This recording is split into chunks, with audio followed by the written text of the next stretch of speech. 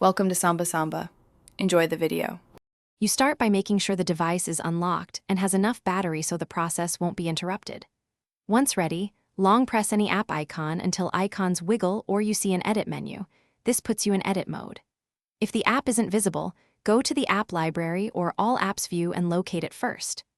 You do this because edit mode lets you move, remove, or replace icons without opening the apps, which is faster and safer for your layout. Now you actually replace apps. Drag the app you want to remove off the current screen or to a different page to clear space and make sure it's fully released.